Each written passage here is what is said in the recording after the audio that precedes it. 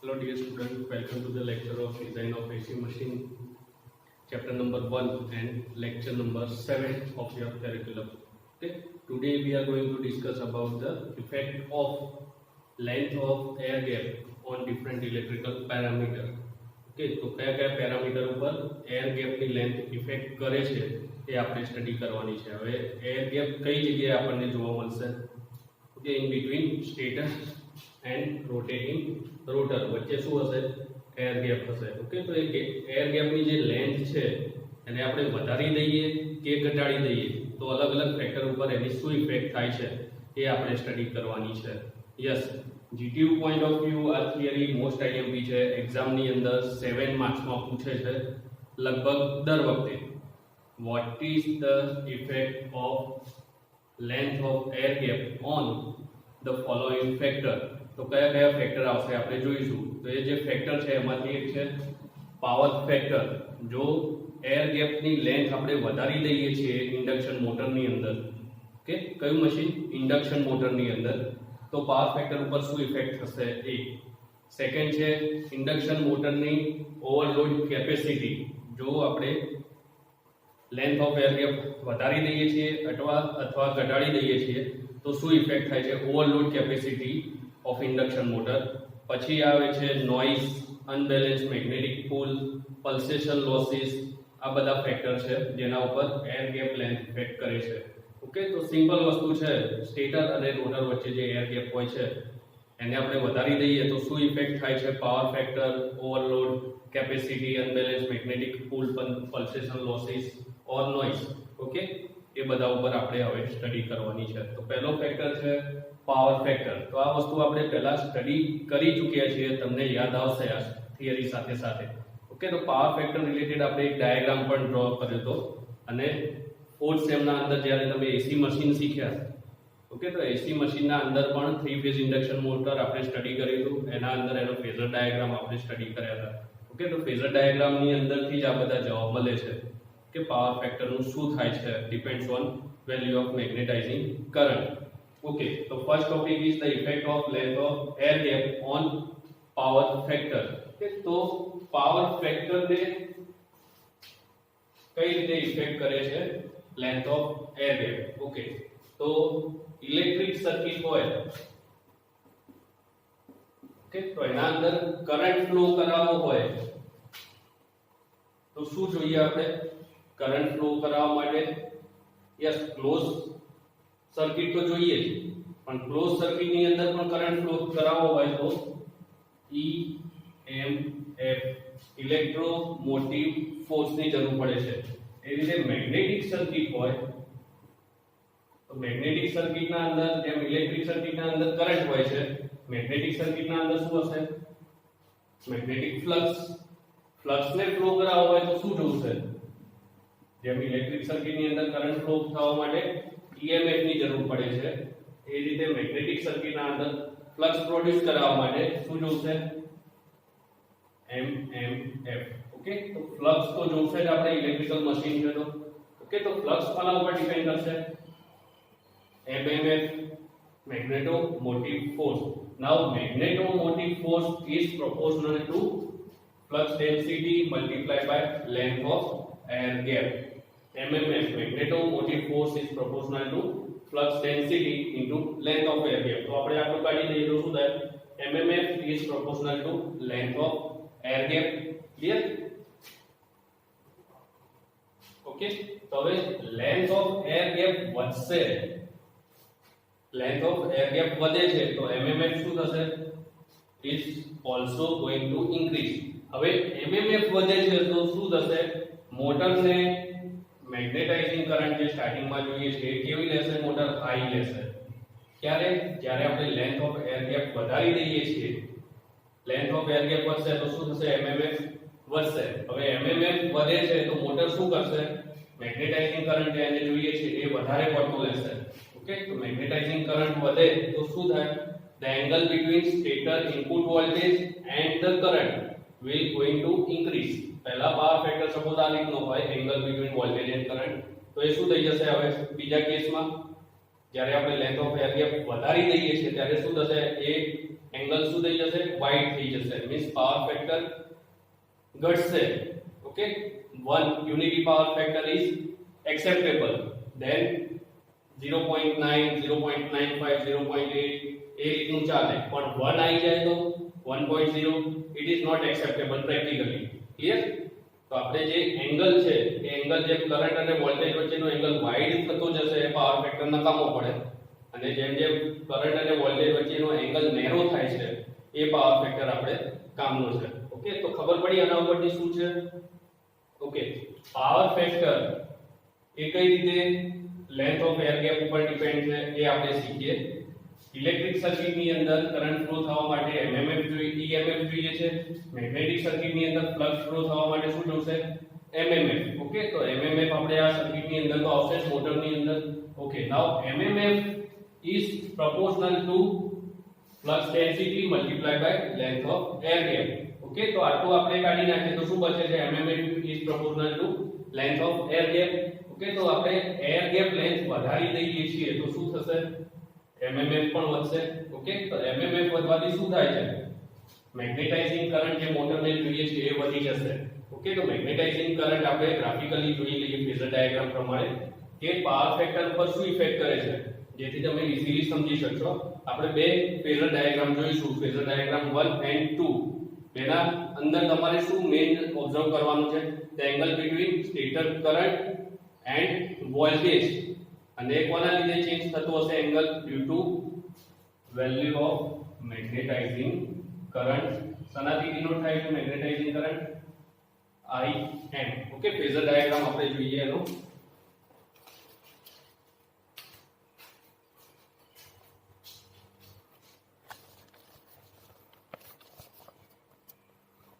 Okay, I hope this is visible to all of you.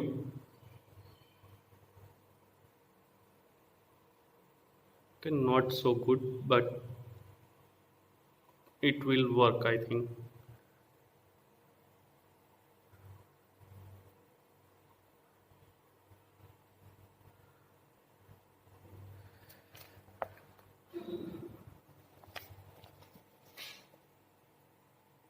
કે અહીંયા બે phasor diagram દેખાય છે, થોડા ડલ છે, પણ please try to understand it. Okay, જે મેં તમને મેઇન ફેક્ટર કીધો ધ્યાનમાં રાખવાનો એ છે આ વેલ્યુ ઓફ IM.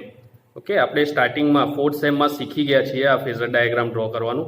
તો IM ની જે વેલ્યુ છે એ અહીંથી લઈને આટલી છે પહેલા કેસમાં. ઓકે, એની સાથે તમે બીજો ડાયાગ્રામ કમ્પેર કરશો તો એ જ ઓરિજિનથી લઈને ક્યાં સુધી જાય છે વેલ્યુ? આટલી. મીન્સ IM ની વેલ્યુ વધી જાય છે, ઇટ ઇન્ક્રીઝિસ. IM ની વેલ્યુ શું થાય છે? પહેલા કેસની કમ્પેરમાં એ વધી જાય છે. તો એના લીધે શું થશે? IM અને rotor current refer to stator એ બેનો આપણે વેક્ટર એડિશન કરીએ છીએ એટલે આપણને સ્ટેટર કરંટ મળે છે IS. ઓકે, તો એ સ્ટેટર કરંટ અને સ્ટેટર વોલ્ટેજ બે વચ્ચેનો એંગલ આ VS અને IS2 એ બે વચ્ચેનો એંગલ શું થઈ જાય છે? વધી જાય છે પહેલાની કમ્પેરમાં. આ નેરો છે, VS અને IS વચ્ચેનો એંગલ જે છે અહીંયા નેરો છે, જ્યારે મેગ્નેટાઇઝિંગ કરંટની વેલ્યુ ઓછી હતી. હવે શું થાય છે? એ જ મેગ્નેટાઇઝિંગ કરંટની વેલ્યુ વધી જાય છે due to increase in length of air gap. તો એના લીધે શું થશે? The angle between VS stator voltage and IS stator current એ વધી જાય છે. તો એના લીધે શું થાય છે? પાવર ફેક્ટર બગડે છે. ક્લિયર? સમજાયું? Okay, the first point is clear to all of you. Effect of length of air gap on value of power factor of the motor. Now second point is overload capacity. The effect of length of air gap on overload capacity. तो अपन તમે શીખી ગયા છો. Overload capacity કોના ઉપર depend કરશે? On the value of leakage reluctance. Okay, leakage રિલક્ટન્સની value જો ઓછી હશે તો સર્કલ ડાયાગ્રામ આપણે જે ડ્રો કરીએ છીએ એનું ડાયામીટર કેવું આવશે? લાર્જ આવશે. ઓકે, ગ્રેટર ડાયામીટર આવશે. અને ડાયામીટર જો મોટું હોય સર્કલ ડાયાગ્રામ તો એ શું ઇન્ડિકેટ કરે છે? Larger overload capacity. Means simply આપણે જો કહેવા જઈએ તો લીકેજ રિએક્ટન્સ ઓછો હોય તો ઓવરલોડ કેપેસિટી વધારે મળશે. ઓકે, તો હવે લીકેજ રિએક્ટન્સ કઈ કન્ડિશનમાં ઓછો મળશે? લીકેજ રિએક્ટન્સ કઈ કન્ડિશનમાં ઓછો મળશે? if the length of air gap is greater, the value of leakage reactance reduces. Okay, length of air gap વધશે તો લીકેજ રિએક્ટન્સ શું થશે? ઘટશે. લીકેજ રિએક્ટન્સ ઘટે છે તો સર્કલ ડાયાગ્રામનો જે ડાયામીટર આપણે ડ્રો કરીશું એ કેવો આવશે? ગ્રેટર આવશે. સર્કલ ડાયાગ્રામનો ડાયામીટર ગ્રેટર આવે છે એ શું શો કરે છે? Greater overload capacity. મીન્સ આના માટે આપણે શું જોયું છે? લેન્થ ઓફ એર ગેપ કેવી જોઈએ? હાયર. ઓકે, તો ઓવરલોડ કેપેસિટી જો આપણે હાયર જોઈએ છે તો લેન્થ ઓફ એર ગેપ પણ આપણને હાયર જોશે. પાવર ફેક્ટરમાં શું હતું? જો પાવર ફેક્ટર આપણે સારો જોઈએ છે તો length of air gap between stator and rotor કેવું જોઈએ? Lg should be as possible as minimum. Okay, જેમ જેમ એર ગેપ વધશે સ્ટેટર અને રોટર વચ્ચે તો શું થશે? પાવર ફેક્ટર ખરાબ થશે. પણ ઓવરલોડ કેપેસિટી જો મશીનની વધારવી છે તો આપણે લેન્થ ઓફ એર ગેપ શું કરવું પડશે? ઇન્ક્રીઝ કરવું પડશે. સ્ટેટર અને રોટર વચ્ચેની ગેપ વધારવી પડશે. તેથી શું થશે? લીકેજ રિએક્ટન્સની વેલ્યુ છે એ ઘટશે. લીકેજ રિએક્ટન્સ ઘટશે તો જ્યારે આપણે બધી રીડિંગ લઈને સર્કલ ડાયાગ્રામ ડ્રો કરીશું તો એનું રેડિયસ જે છે એ મોટું આવશે. ઓકે, આઉટર ડાયામીટર વધારે મોટું આવે એનું મીનિંગ શું છે? કે એ મોટરની ઓવરલોડ કેપેસિટી વધારે થાય છે. ક્લિયર? આ બે પોઈન્ટ આપણે જોયા. બીજા આપણે સાથે જોઈએ છીએ.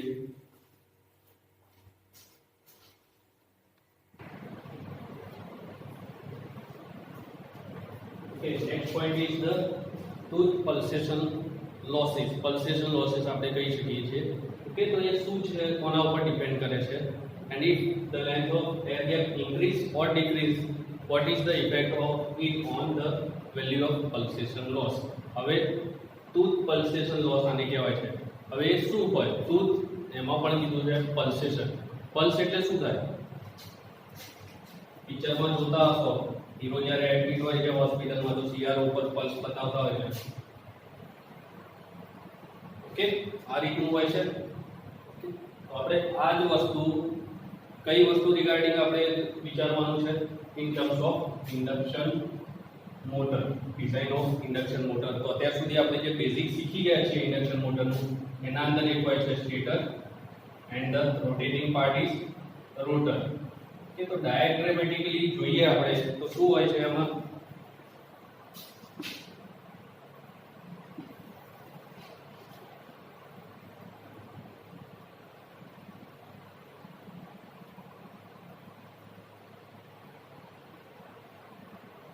સ્ટેટરના ઇન્ટરનલ પેરિફેરી ઉપર પીક હોય છે.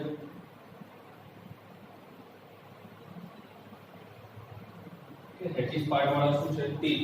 અને જે બ્લેન્ક પોર્શન છે હશે આપણો સ્લોટની અંદર આપણે વાયરિંગ કરીશું. ઓકે, સપ્લાય આપીશું એટલે શું થઈ જશે? આ મેગ્નેટિક સર્કિટ બની જશે. ઓકે, તો એનો ફ્લક્સ પ્રોડ્યુસ થશે પોતાનો. ઓકે, નાઉ આ સ્ટેટરની વાત થઈ. એ જ રીતે સેન્ટ્રલમાં શાફ્ટ હશે. શાફ્ટની ઉપર શું હશે?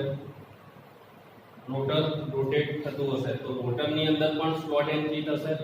ઓકે, તો એના લીધે શું થાય છે કે અહીંયા રિલક્ટન્સ વધારે નથી હોતો પણ જ્યારે એર ગેપ આવે છે ઓકે ત્યારે શું થાય છે? રિલક્ટન્સ વધી જાય છે. પાછું શું થાય છે? રિલક્ટન્સ ઘટી જાય છે, વધી જાય છે, ઘટી જાય છે.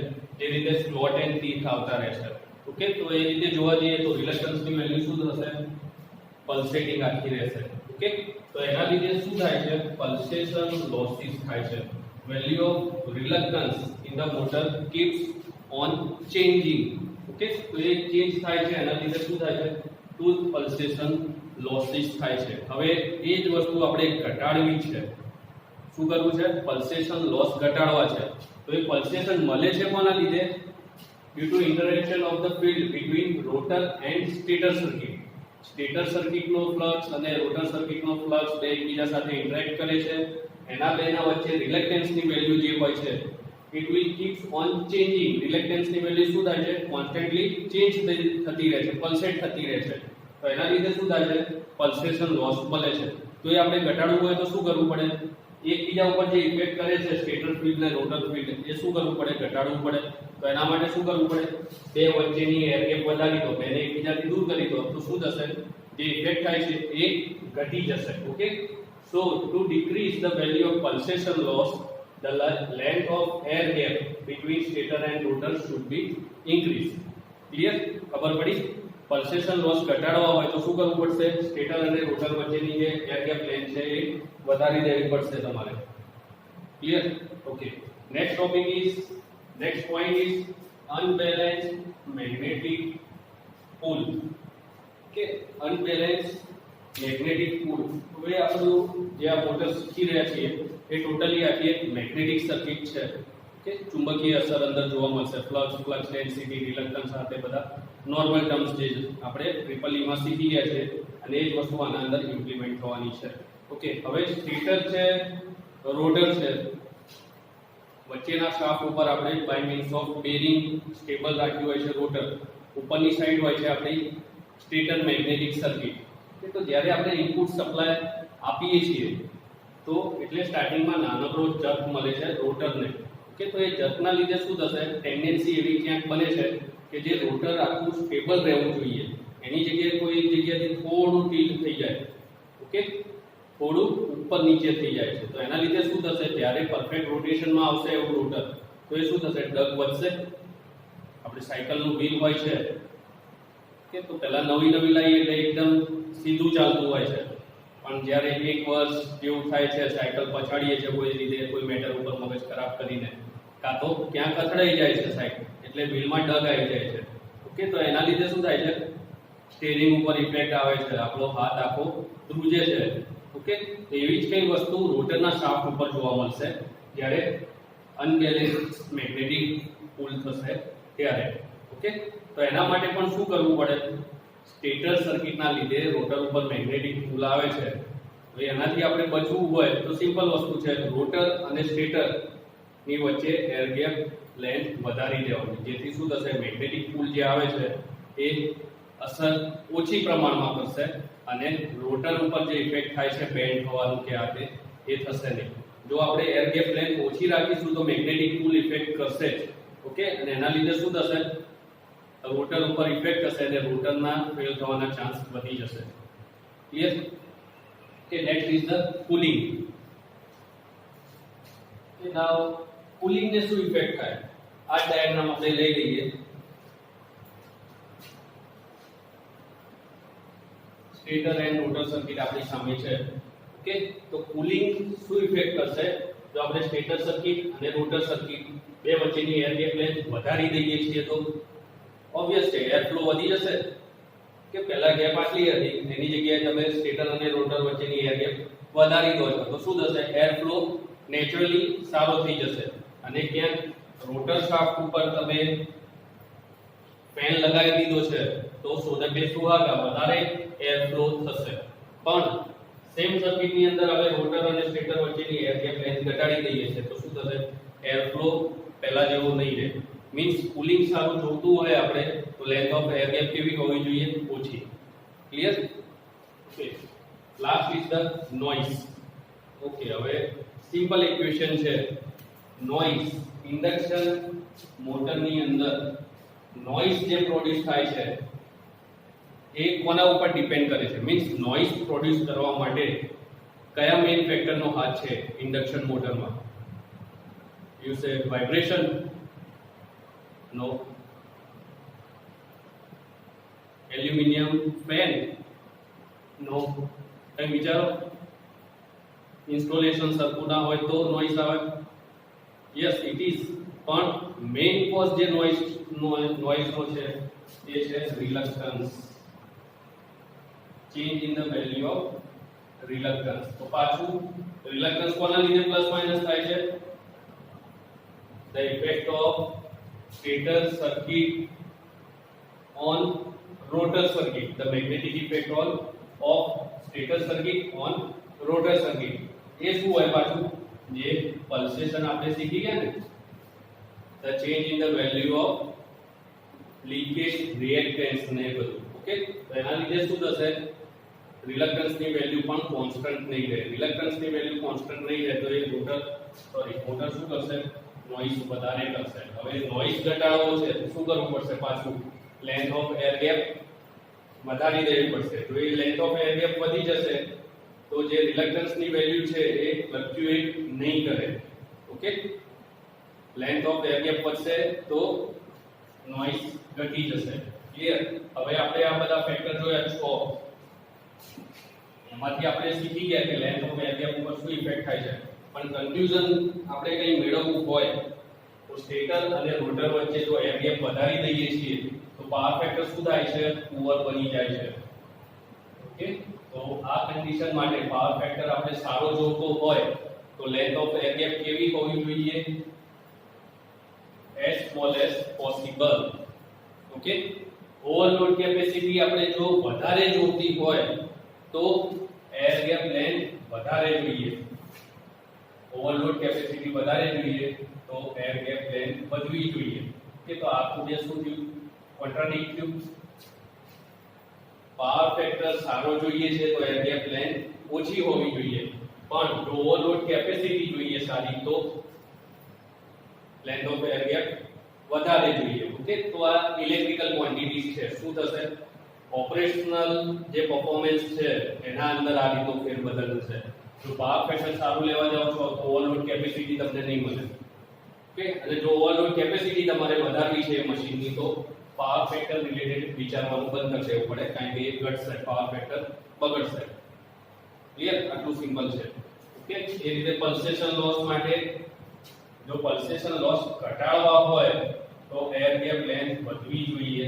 એ રીતે મેગ્નેટિક પુલ ઘટાડવું હોય તો એર ગેપ લેન્થ વધવી જોઈએ.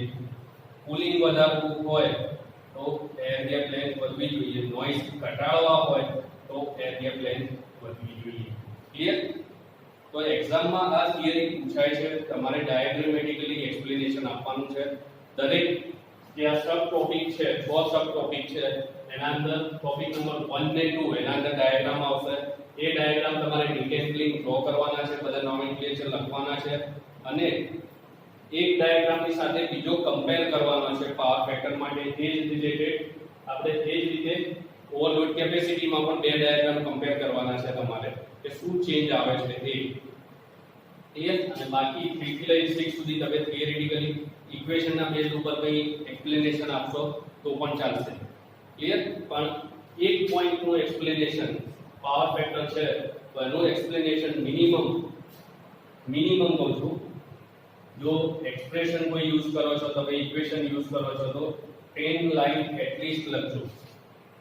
ઓકે, ડાયાગ્રામ અલગ.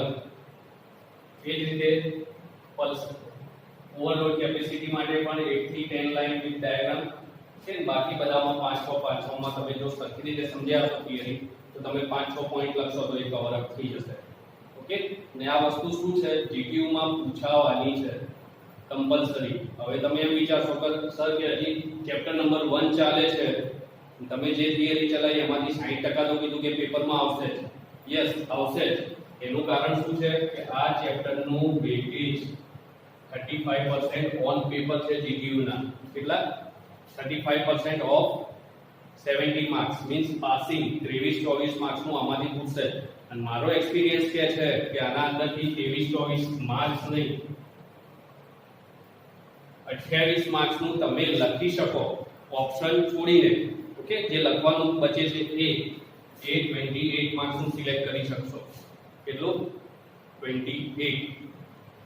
હવે સિમ્પલ છે, એક ન્યુમેરિકલ અને બીજી 4-5 થિયરી તૈયાર કરો. એક ન્યુમેરિકલ અને ચલો મેક્સિમમ લઈએ 5 થિયરી પ્લસ 1 ન્યુમેરિકલ, એટલે તમારે તૈયાર કરવાનું કેટલું રહ્યું?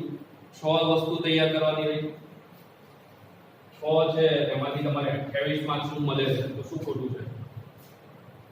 સારું ને? 6 થિયરી કાં તો એક ન્યુમેરિકલ અને 5 થિયરી રેડી કરો છો, ને એમાં કમ્પલસરી હું મારી ગેરંટી ઉપરથી કહું છું કે 28 માર્ક્સ નું જીટીયુમાં કવર થાય છે અને તમે લખી શકશો આરામથી. તો શું ખોટું છે આટલું તૈયાર કરવામાં? ક્લિયર? એટલે કોન્સન્ટ્રેટ કરો. ડાઉટ રહેતા હોય તમારે થિયરીમાં, ઓકે, આ સબ્જેક્ટમાં પણ અને બીજા કોઈ પણ 7 સેમના સબ્જેક્ટમાં તમારે ડાઉટ હોય તો તો તમે જે તે સબ્જેક્ટના ફેકલ્ટીને બાય પર્સનલ ઇન્ફોર્મ કરીને ડાઉટ સોલ્વ કરી શકો છો. હા, તમે ઇન્ફોર્મેશન શેર કરી ફેકલ્ટી સાથે કે સર આ ડાઉટ છે મને થોડું સમજાવજો કે આ તે 24 કલાકમાં એનું સોલ્યુશન ના આપે ફેકલ્ટી ઇન્ક્લુડિંગ મી, તો તમે મને કહી શકો છો. જો હું તમને સોલ્યુશન ના આપું તો તમે પ્રિન્સિપાલને કહી શકો છો. Okay, being the head of department, it's my duty to serve you the best knowledge. મારા જે સ્ટાફ મેમ્બર છે એ તમને સૌથી સારી રીતે ભણાવે, સૌથી સારું શીખવાડે. હા, એવું પોસિબલ ઓલ ટાઈમ નથી કે જે હું ડિલિવર કરું છું કાં તો જે મારા ફેકલ્ટી ડિલિવર કરે છે એ તમને 100% એટ ટાઈમ સમજાઈ જાય. ઓકે, એ પોસિબલ ના પણ થાય. તો એના માટે જ કહું છું, જે ડાઉટ હોય તમે જે તે કન્સર્ન ફેકલ્ટીને પૂછી શકો છો. કોઈ પણ જાતની શરમ રાખ્યા વગર એ તમને સોલ્યુશન આપશે. ઓકે, અને સોલ્યુશન આપવામાં ડિલે થાય તો પછી હું છું. યાદ રાખશે ને આ બધું? ઓકે, તો આજની થિયરી જે છે effect of power factor effect of length of air gap on this all topic. કયો છે? Power factor, overload capacity, pulsation losses, unbalance magnetic pull, noise and cooling. એના ઉપર શું ઇફેક્ટ થાય છે એ બધું તમે સ્ટડી કરી હવે તમે શાંતિથી કોઈ બુકમાંથી વાંચી લો. ઓકે, અને તમે જો પર્સનલ નોટ્સ બનાવતા હોય તો એ બનાવી દો. આ એક્ઝામમાં આવશે અને એને ટીક માર્ક કરીને યાદ કરવાનું ચાલુ કરી દો. Okay, now here are the some equation to calculate the length of air gap. Okay, length of air gap calculate કરવી હોય તો કઈ કઈ ઇક્વેશનો આપણી પાસે છે? ઘણી ઇક્વેશનો નાની મોટર માટે છે, ઘણી ઇક્વેશનો કઈ ટાઈપ્સની તમે બેરિંગ યુઝ કરો છો એ પ્રમાણે પણ આપણે ક્લાસિફાઈ કરી છે. ઓકે, તો પહેલી છે for small induction motor length of air gap Lg is equal to 0.2 plus 2 into under root of d into L. d શું છે? L શું છે? d is the L. Okay, તો આ તમે જાણો છો.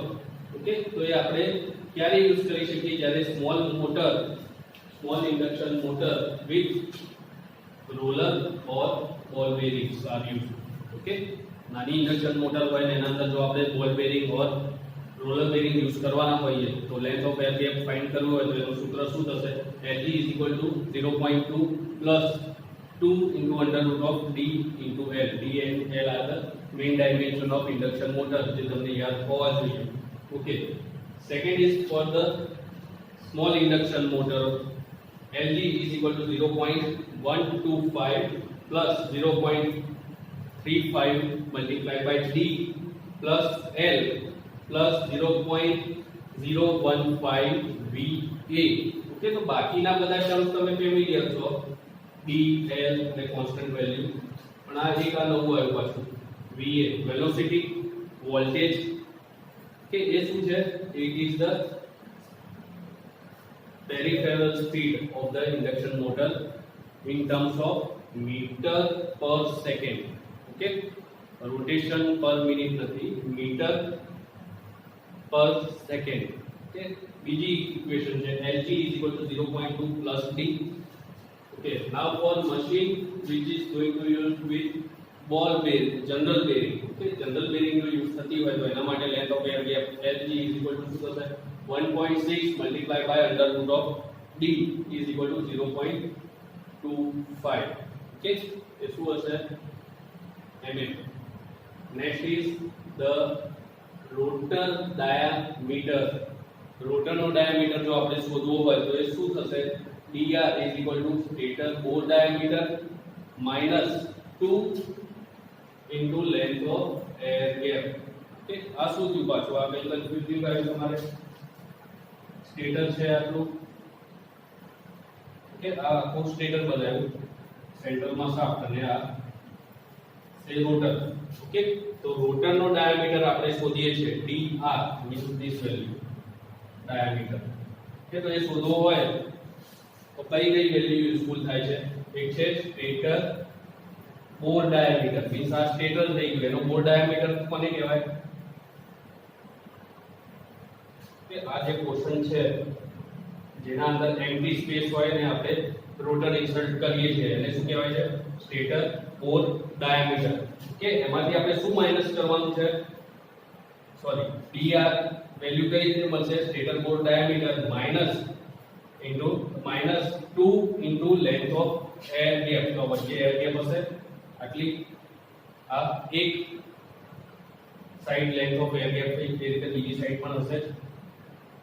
ઓકે, તો 2 કેમ લખ્યું છે ખબર પડી, મલ્ટીપ્લાય બાય 2, બે side length of air gap મળશે સ્ટેટર અને રોટર વચ્ચે. ક્લિયર? તો એ આપણને શું શોધીને આપશે, diameter of the rotor dr. Clear? તો d - 2 lg એ આપણને શું આપશે, dr ની value, diameter of the rotor. Okay, તો આ બધી ઇક્વેશનો છે, કોઈના કોઈ જગ્યાએ ન્યુમેરિકલ ગણવામાં યુઝ થશે. ઓકે, તો યાદ રાખવી, કઈ ટાઈપની બેરિંગ અને કઈ ટાઈપની મોટર છે એના ઉપર પણ ડિપેન્ડ કરે છે. Thank you.